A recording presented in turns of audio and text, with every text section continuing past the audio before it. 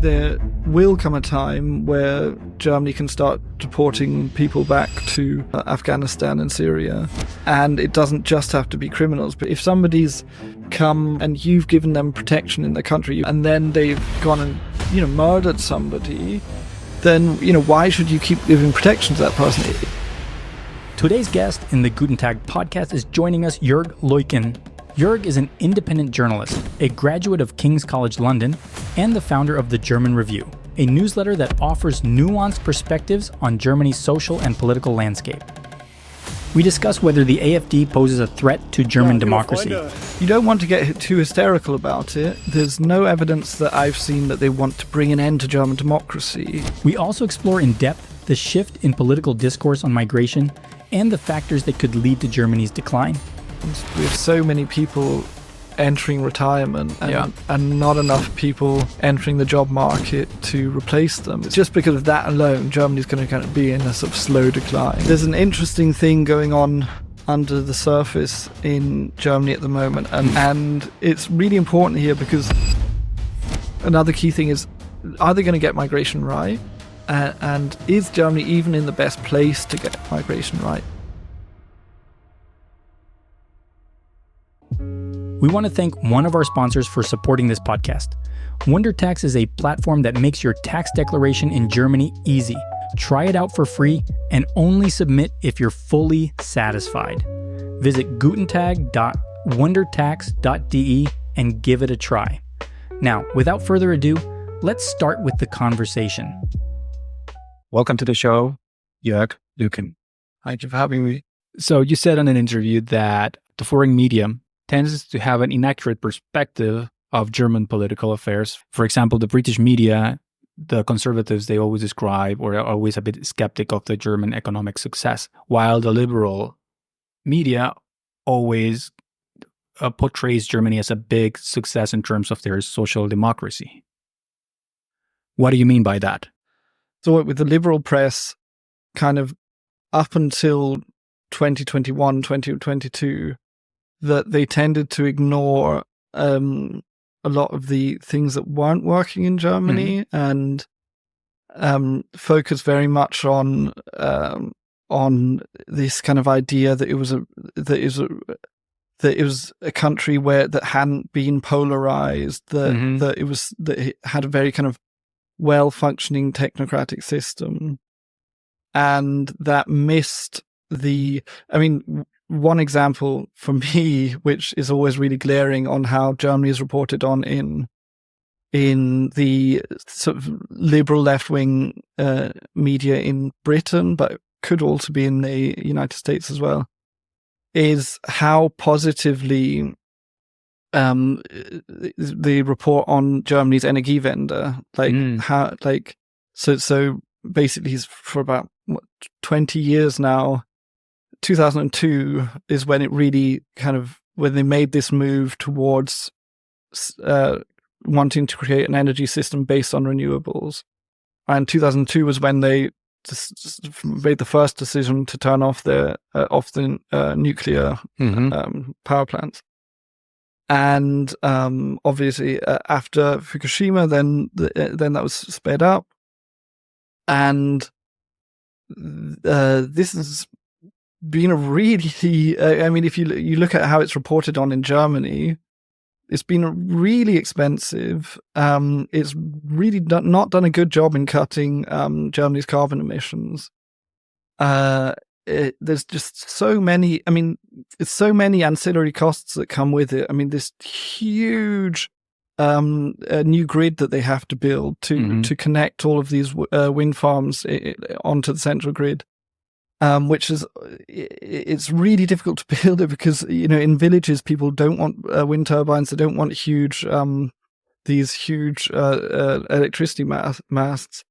I was reading a study yesterday that estimated that this Energiewende has cost 700 billion euros. Wow. And if they'd just kept the nuclear plants that they had in 2002 and just kept them running, that would have cost about 90 billion euros. and it would have had this effectively the same carbon savings. Mm-hmm.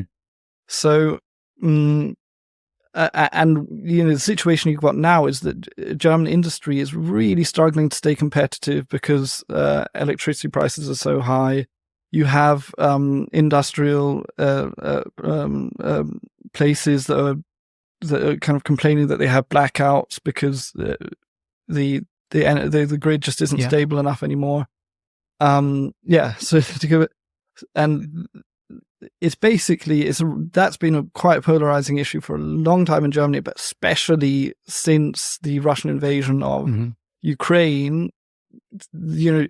People's eyes in Germany suddenly opened to the fact that going down this path where you build a system around an electricity system around wind and sun, you need natural gas as a backup, because natural gas power plants you can bring them onto the grid much more quickly than coal or slightly nuclear.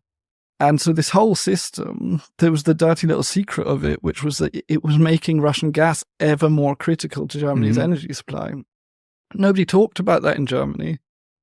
And then suddenly, after 2002, you started seeing reports in the German press about that fact. And the liberal press on the outside, they saw this German system as this great progressive project and never looked at the whole picture of actually the problems that were coming with it.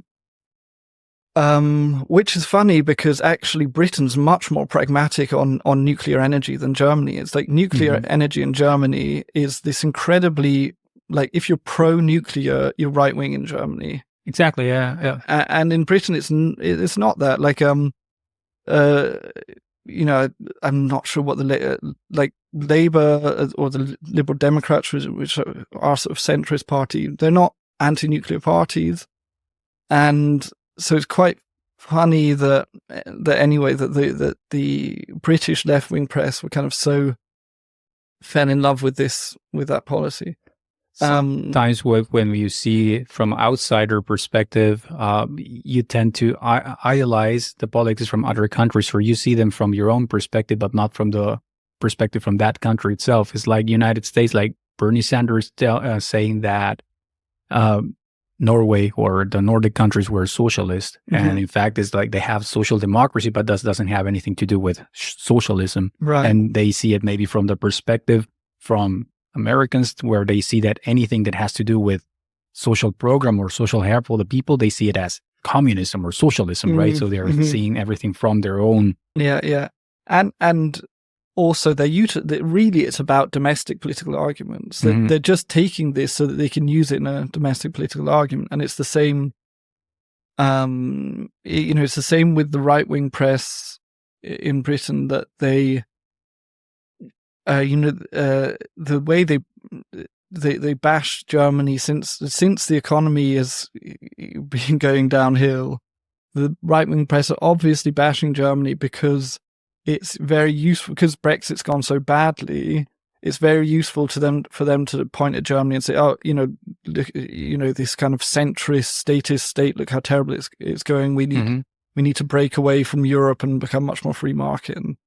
And so, I mean, some of the commentary on how doomed Germany is in the British right-wing press, it's also, it's all about domestic political. Lately, I saw an article also on, I think, was a British newspaper, and they were talking about that Germany is going to make more controls in the border. They're going to increase the border control. But the headline of the article was, Germany is setting an end to the Schengen zone. And I was like, that doesn't have to do anything with ending up Schengen. Yeah. As far as I understand, there's nothing wrong with border controls. I mean, there's nothing wrong of doing border controls. And the fact that they want to increase them, it somehow trigger all the newspapers to write this kind of tabloid headlines. Yeah, because probably again they want the real thing they want to say is Schengen was a mistake. Look at what happens when you have this kind of union of nation states without borders. Hey, what's up, guys? Sorry to interrupt this amazing program, but I need a bit of help. If you're watching us on YouTube, you can probably see the subscribe button. If you do, it would mean the world if you can subscribe. That's the best way to support the show. Because when you subscribe, I can show it to potential guests and brands and stuff like that. And it's the best way to grow the show.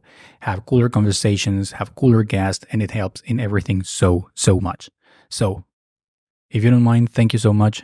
Now, let's get back to a conversation. We had recently elections in the European Parliament, and also we had elections in Thuringen and Sachsen.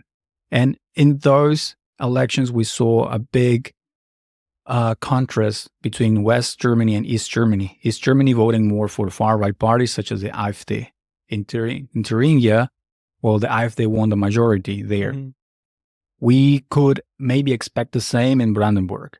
We have significant contrasts, such as the economics in East Germany are very different than in West Germany, the productivity, the income per capita. And also in foreign affairs such as the Ukraine support, like giving aid to Ukraine.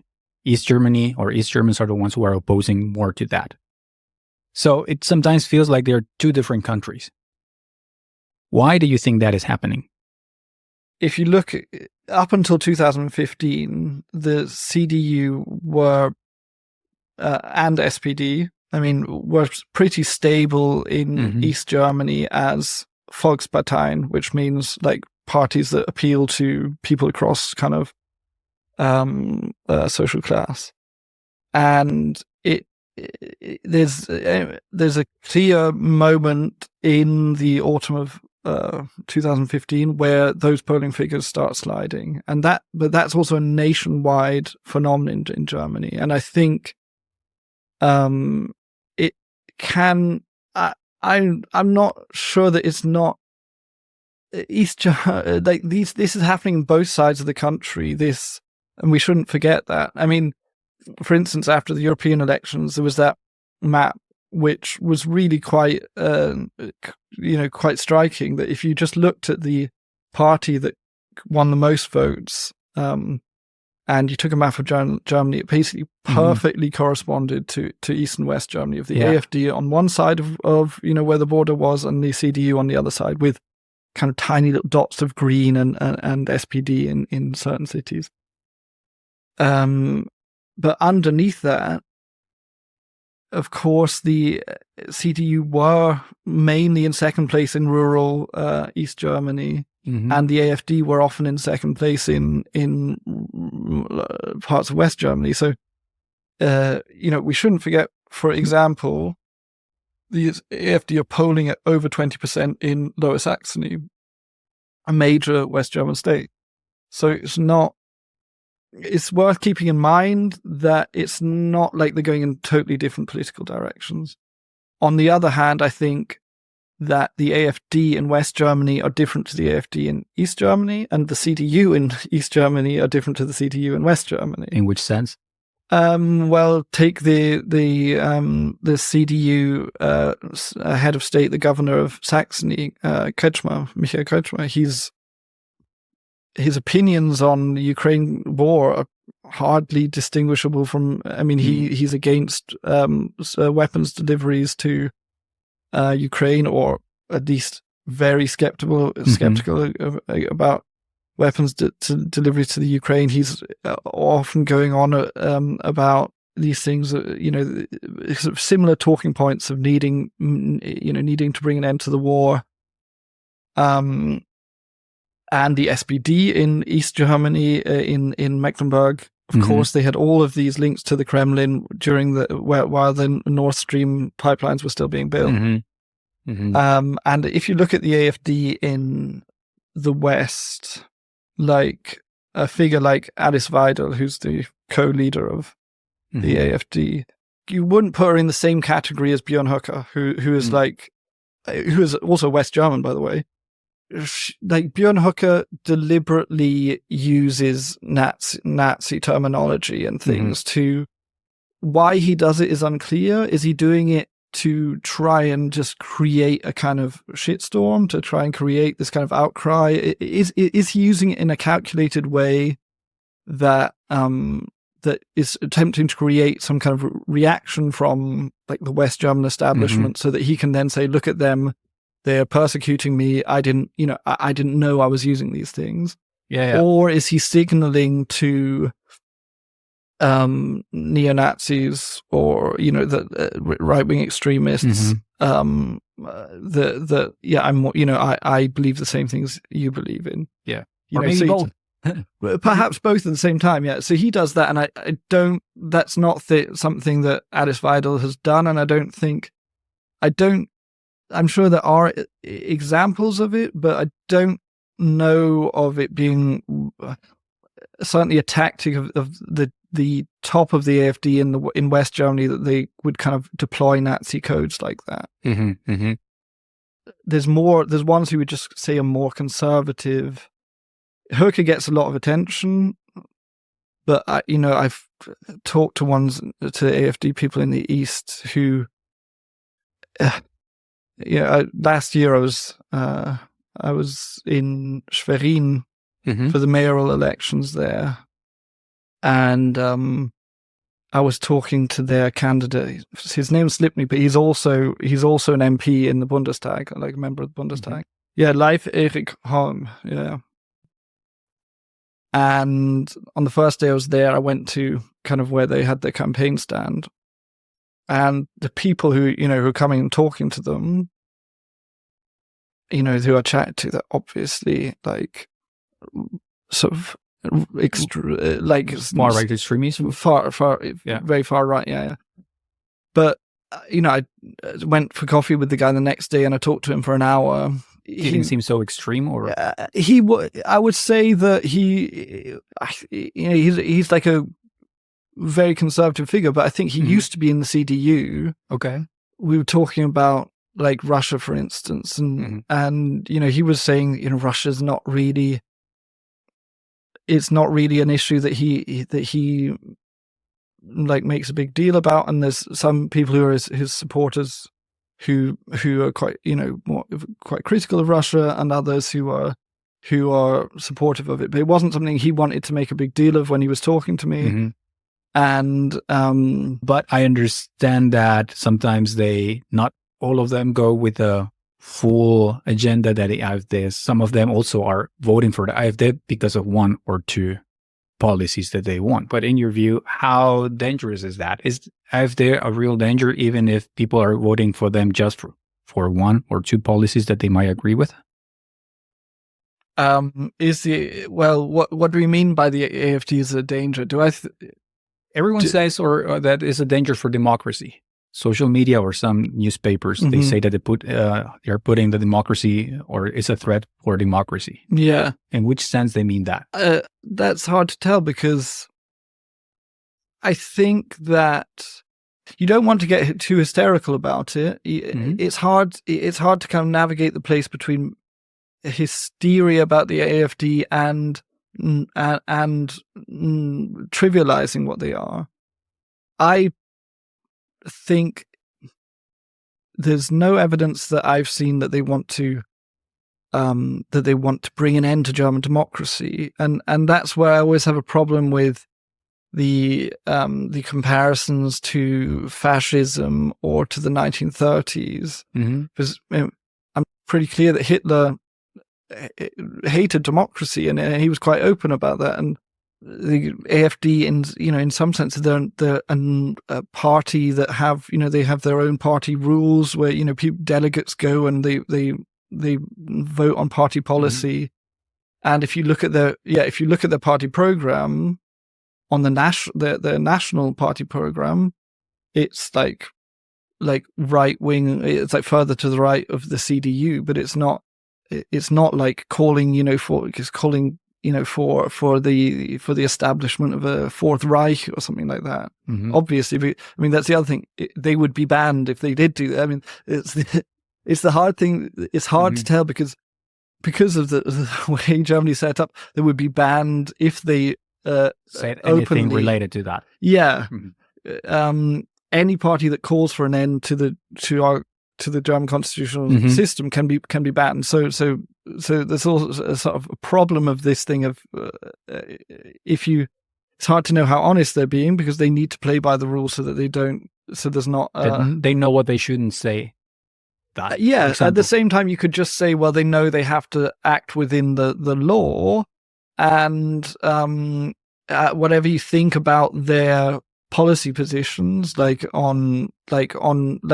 take the example of remigration. This, maybe your listeners have heard of this thing, remigration, which back in January there was a newspaper investigation into a sort of secret meeting. That sort of word is a bit controversial in the German press, how secret it was, but like this kind of meeting between AfD members. There was also some CDU members there, and this Austrian far-right figure who's the head of the identitarian movement there. And the kind of topic of his speech was this thing, remigration, which is a terminology the AfD use as well. Like if you go out to Brandenburg now, it's all over their campaign posters. What they say they want is like remigration back to Syria or remigration back to Afghanistan. And they go into detail about what they mean by that. Now we're going to get into the complexities of German law, asylum law, but several million people that have come to Germany over this last decade who are sort of irregular migrants, and they have, some have protection because they're personally persecuted or personally face persecution. Others have protection because they are fleeing from a civil war. Others are just here because they can't be deported because of the security situation in their countries. Each of these things come with different rules. So there's this big category called subsidiary protection. And it's something that was created within the EU, I think about 10 years ago, to classify all of these new people who were coming, from Syria in around 2015, who didn't face a personal risk of persecution, but who Europe decided to give protection to because of the disastrous security situation in their country. Subsidiary protection you actually only get for a year, and then you have to keep renewing it. And the AfD say in their program, if I'm not mistaken, that subsidiary protection for these people should end, and then they should be remigrated back to Syria. So they're advocating the deportation of hundreds of thousands of people back to Syria.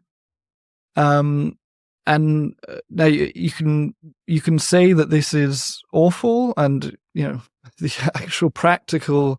I mean, if you just need to think for a few seconds about what it would mean practically to just think. Obviously, it would be a terrible idea. That's a different thing to saying that within the boundaries of German law that it's the question of its legality. But it implies that they want to change the law in order to make it happen, or that's what the plan would mean, right? No, that's not true, because subsidiary protection is constantly up for review, and that's there's an interesting thing going on under the surface in Germany at the moment, and the court system, it's up to the court system to answer these questions of whether the security situation in a country allows for deportations back there. So, and that goes for Afghanistan and also Syria. And it's really important here because the government says that it's okay now to deport criminals back to Afghanistan and Syria.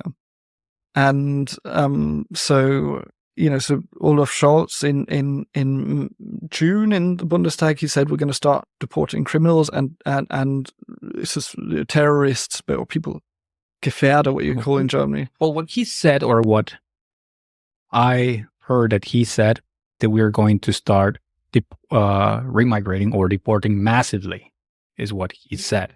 Okay, well, we're talking about two different occasions. Speeches. Okay. Two different speeches here. Okay. So about a year ago, he gave an interview to Der Spiegel, which is sort of Germany's main political magazine, and he said we're going to start deporting in a big way. Mm-hmm. That, what he was really talking about there was people who have come from countries, like could be in the Maghreb, could be all over, because there are, I think, again, I don't know the exact figures, but we're talking about tens of thousands of people in Germany who came here, applied for asylum, and their asylum applications were rejected. Mm-hmm.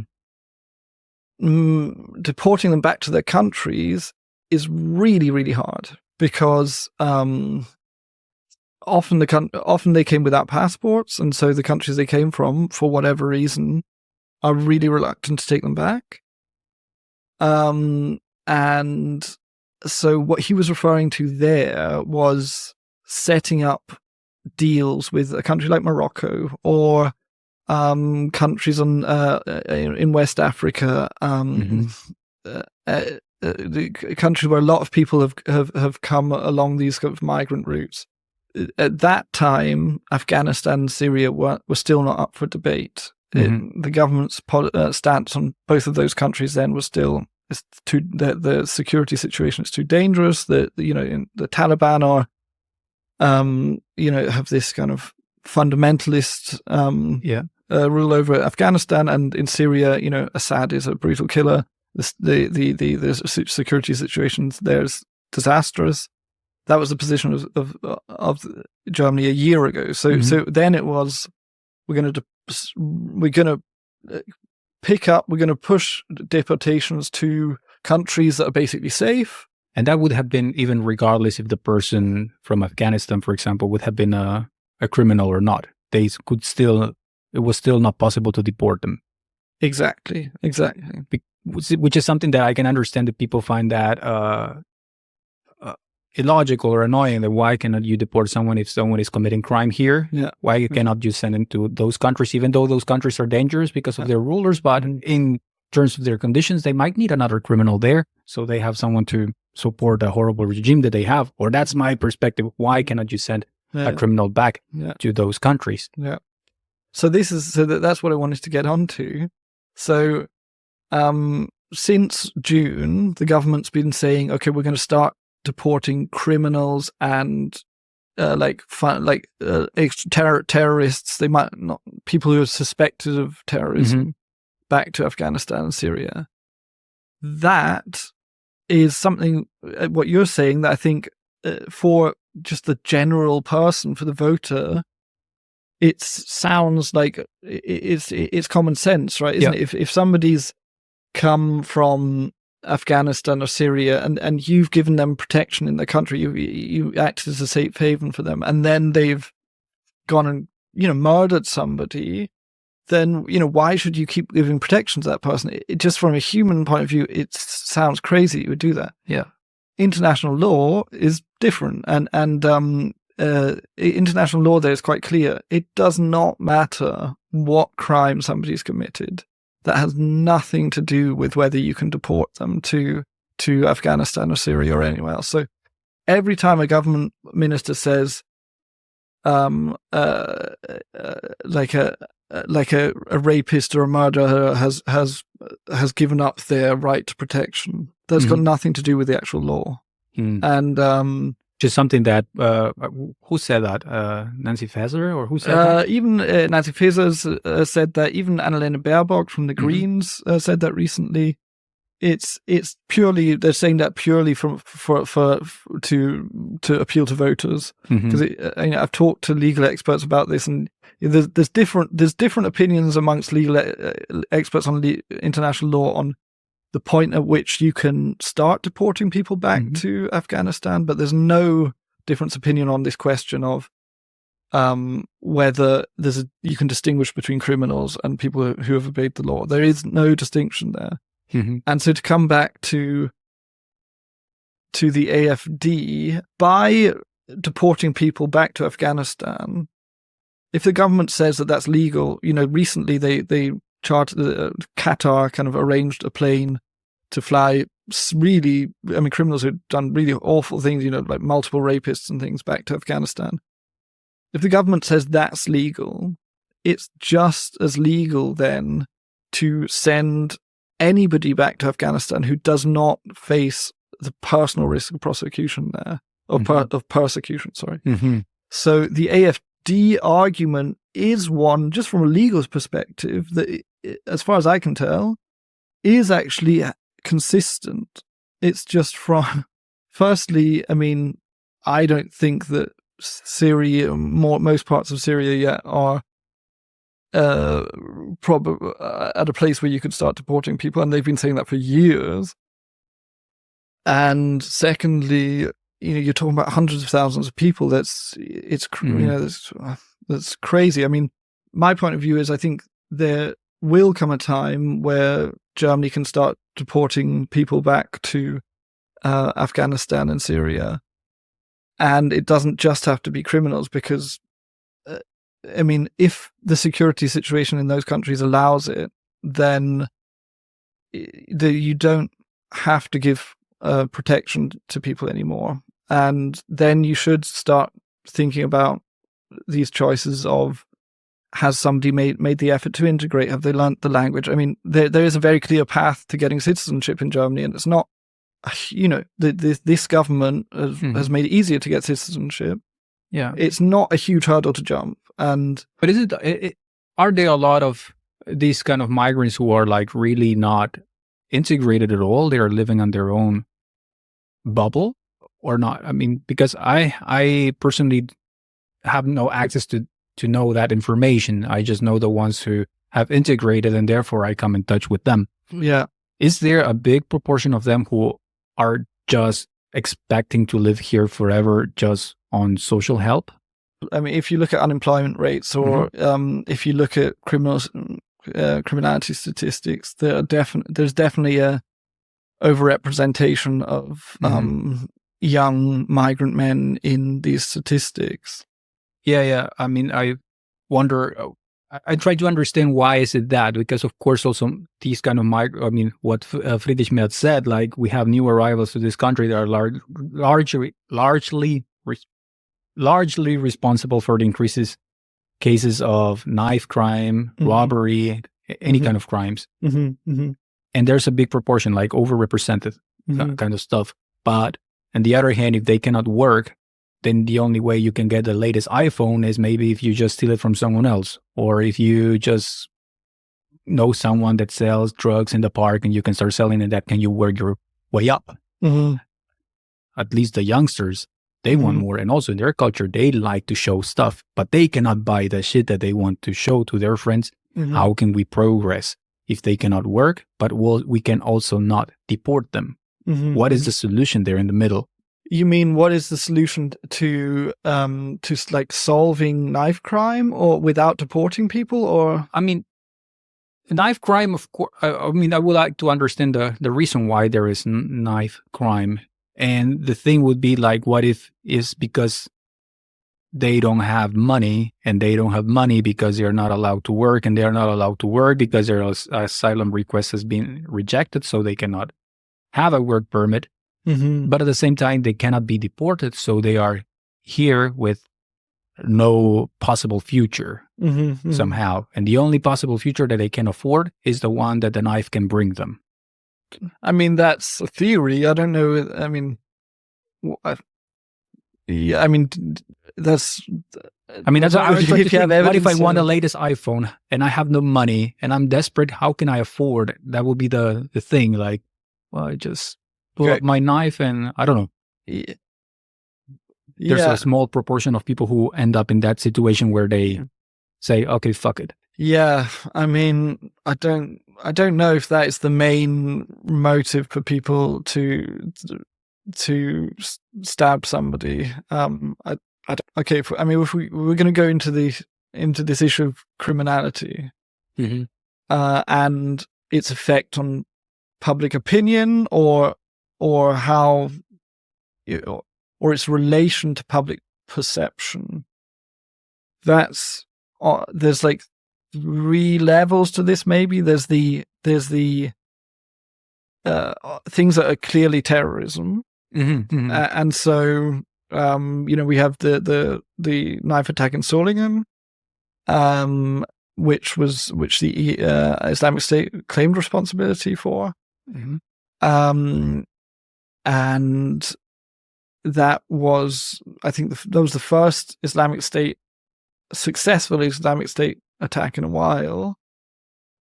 But like, if you look at, like, I was looking the other day at press releases from the Federal Prosecution Office. Mm-hmm. And the Federal Prosecution Office they're basically responsible for major political crime.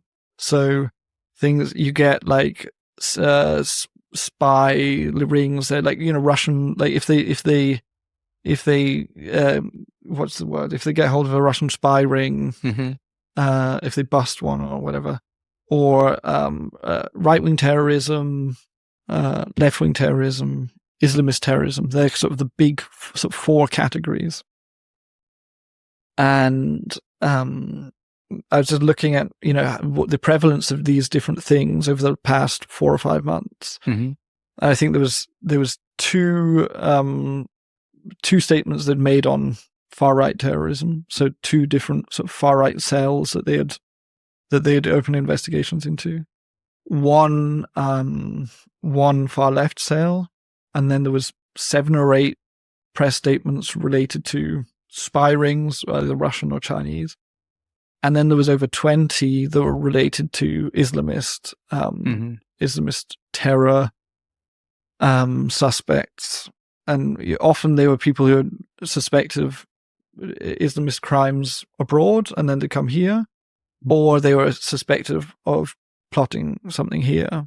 So overrepresentation again. That huge overrepresentation is one aspect that I think that worries people, and that it's just it's kind of, it gets into the complexity of when Germany started taking in these large numbers of refugees from the Middle East and Afghanistan. What was neglected at the time, or what people didn't really want to talk about at the time, was the fact that there is a kind of conflict going on between Islamist movements with this international reach, or these movements see themselves as in a war with the West. Mm-hmm. And by taking in so many people from these parts of the world, of course, that increases the chances that these movements can find people to radicalize.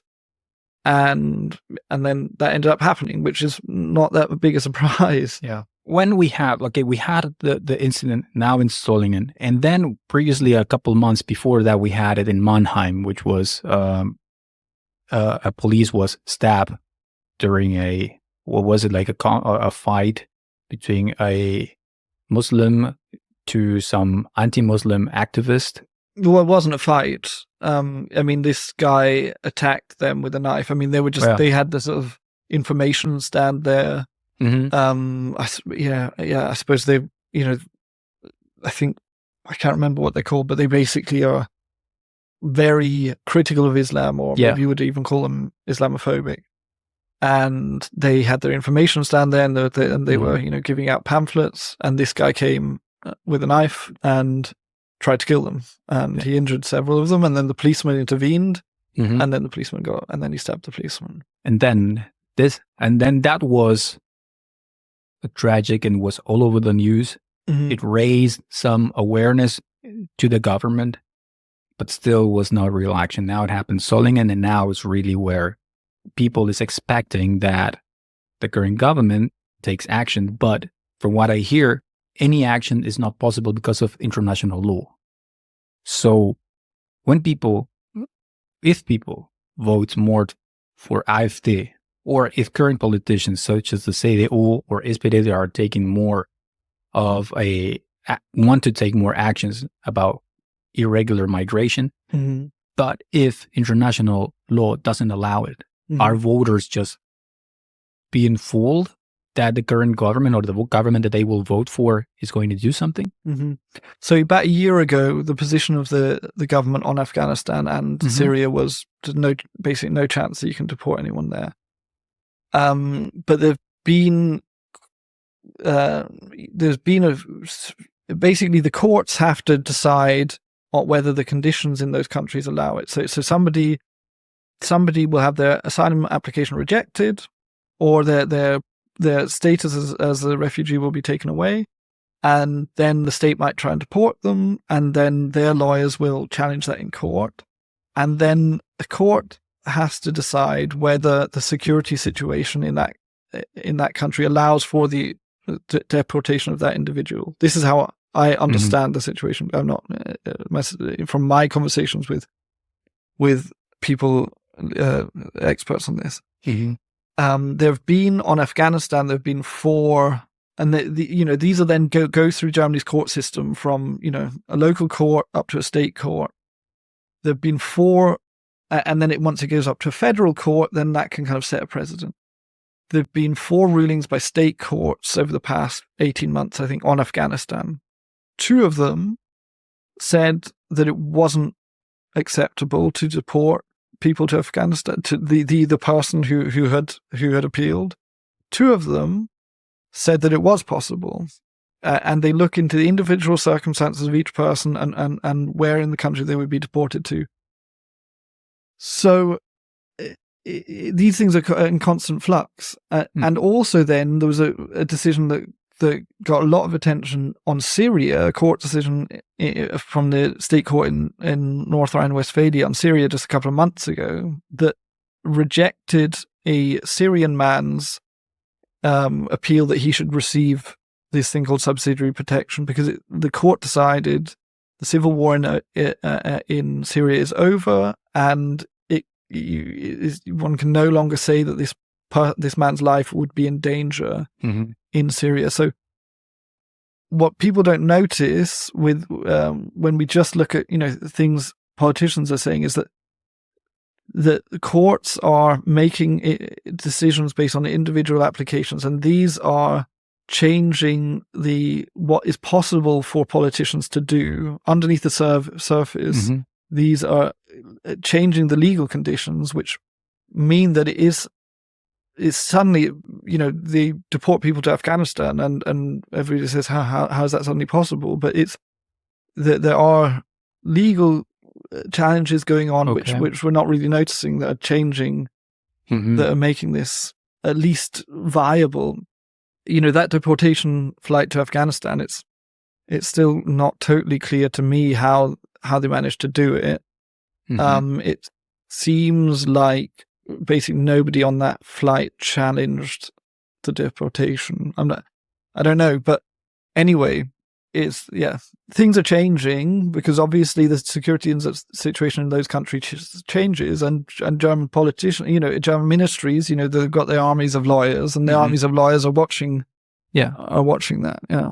But then also now some politicians are changing also their language more. Like the article you wrote about what Friedrich Merz said recently. Feels like they're also trying to ponder to the right, to try to bring more votes. So they're trying to use the same language that they use. Is that the case? Or has it been that was always the CDU standpoint, but they tried to ponder in previous years to the left, and therefore they were trying to be more careful with that kind of language? Well, I think it's a switch it's a change in the personality who we have at the top of the CDU, that Friedrich Merz, I think, is just a much more conservative figure than Angela Merkel was. And he's much more outspoken on these things. So I think the fact that Friedrich Merz is now leader of the CDU reflects a change in attitudes within the party, that that they have decided to go with somebody who reflects much more the kind of like conservative base of the party, whereas Merkel was more, definitely in her later years was somebody who was much more appealing to centrists. Definitely for her stance on migration, she was much closer to the Green Party than she was to this like the CDU base, or definitely the CSU, who are like the Bavarian version of the CDU. So going with Friedrich Merz, I don't think it's a tactic on his part. I think that's just the way he sees this issue, and he sees it in a different way to how Angela Merkel saw it. Does he has a chance to become a chancellor? I think he's probably the most likely person to become chancellor. Yeah. I mean, it's really hard to tell what will happen when it's kind of him against Scholz and the kind of media and everything starts focusing more on their two personalities. But what would a Germany look like being led by Merz, or another period for Scholz?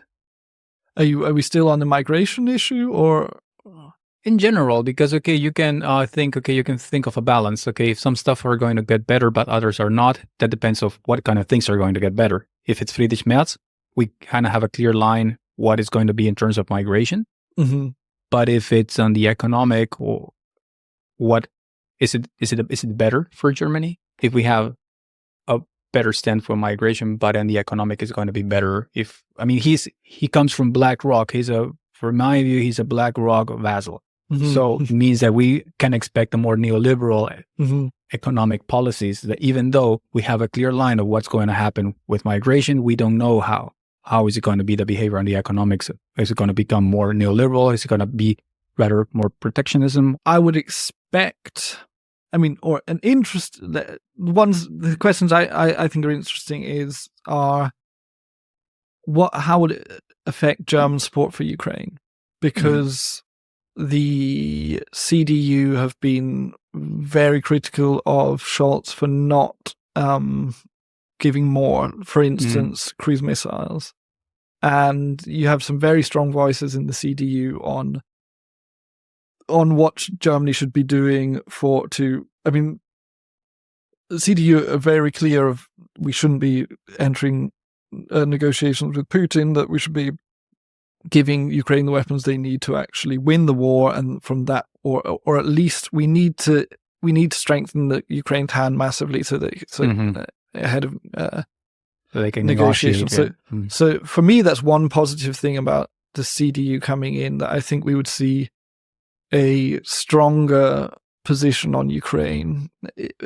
But of course, there's always a difference between what parties say in the opposition to what they say in power. But the kind of what you call Putin-Versteher in German, like the people who are kind of sympathetic, who don't want to anger Putin, have much less of a voice in the CDU. I think that's a better word to not making him angry. I don't know if a lot of people actually. It's a guy you have to be cautious with. So I get that, and you only need it.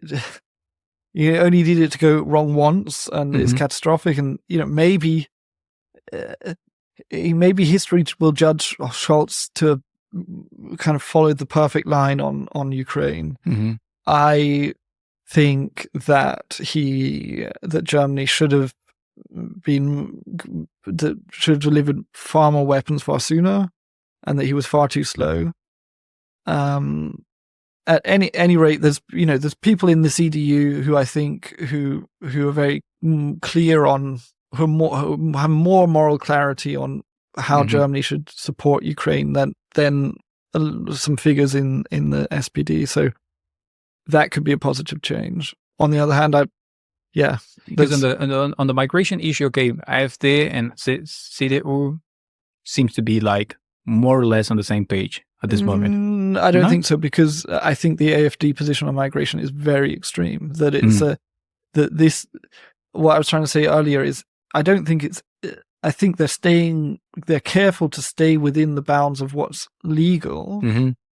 But what it in effect means is, deporting hundreds of thousands of people is not feasible. And these are people who have, not everybody. There are many Syrians in Germany who haven't yet got citizenship, but they're on their way to getting it, and they have jobs, they've learned the language, and the AfD are basically saying all of these people who haven't yet got citizenship. Okay. We're gonna, it's time for them to go. And the just the implications of it would be crazy. You would be taking people out of the society that they've started to become part of. And the CDU are definitely don't advocate doing that. The CDU just advocate not taking in any more civil war refugees from these countries, reinforcing the Dublin rules on EU much more strictly, and in terms of deportations of people who've been here for a while, they basically have the same position as the SPD, terrorists and serious criminals. So so the CDU have a different have a different position on. But then the divisive point there is also for voters would be their view on Russia, basically, as well, right? I guess if someone wants something moderate regarding migration, they could say, okay, I vote for CDU. They seem moderate in terms of that. But if they're really against the idea of keep delivering weapons to Ukraine, then that's going to be a breaking point for any of for those voters. Yeah, and as well for Sarah Wagenknecht on creating a government or making a coalition with any of these parties, because she seems like very strict to her point. I'm not going to make a coalition with any government or any party which is not going to stop the delivering of weapons. Yeah. I mean, I think we will see after the election, we will see another, what they call grand coalition of CDU, SPD. But it's, 15 years ago, they were massive majorities. After the next election, they'll have a small majority. Anyway, I think we'll see that probably with Merz as chancellor, and then Scholz will be gone, and the SPD, maybe Pistorius, who's the defense minister, maybe he'll take over as. I heard also that Habeck of having also chances. No chance. Okay. Okay. I mean, I think it's almost the Greens are sort of in a position where, because they put up a Chancellor candidate last time when they were doing quite well in polling, it's embarrassing to not put one up again, because it's kind of an admission that they've kind of gone back to the position of being a kind of small party. So Habeck's put himself forward. Whether they'll, no chance. Considering all of these challenges that Germany has, are we seeing a decline in Germany? Are we still on a good path? I mean, that's something I would love to. That's something I'm trying to answer as well with my newsletter. I mean, the problems I see are. The big problem is just one that is faced by a lot of Western countries, is just the age profile of Germany. That we have especially with the baby boomers, we have so many people entering retirement, and not enough people entering the job market to replace them, and that puts strains on the job market. That means it's harder for German companies to find qualified workers, and it also, because of the German pension system, is basically it works via people who are in employment paying monthly contributions into the pension pot. And so pyramid system, right? Sorry? Almost like a pyramid system. Yeah. And that pyramid's slowly being turned on its head. And so at the moment, there's every year, the biggest section in the federal budget every year, and it's getting bigger every single year, is transfers from the federal budget into pension funds, because the pension funds just don't pay for themselves anymore. And last year it was about 100 billion euros. That's twice the size of the entire defense budget that just goes into propping up the pension funds because they don't work anymore.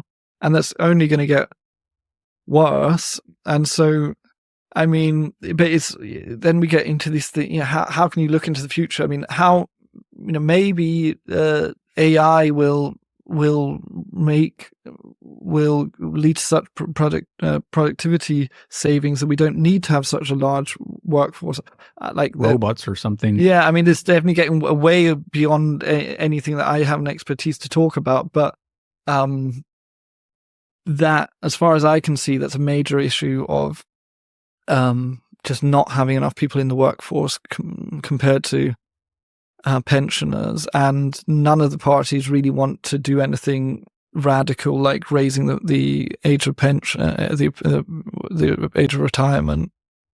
That seems to be like one big issue where you could say, okay, well, Germany, just because of that alone, Germany's going to kind of be in a sort of slow decline if nothing happens. Mm-hmm. I mean, the governments clearly they will try and compensate for that through ever more increasing levels of migration, and then that's another key thing is are they going to get migration right, and is Germany even in the best place to get migration right? Because English-speaking countries have a major advantage there. Yeah, if you look at like Canada has very selective migration policies, and they bring migrants into the country who often have university degrees, and then their children are really good in school, and that's sort of seems to be like a virtuous cycle. Like, yeah, I don't know about, I mean, the kind of acceptance of migration in Canada, but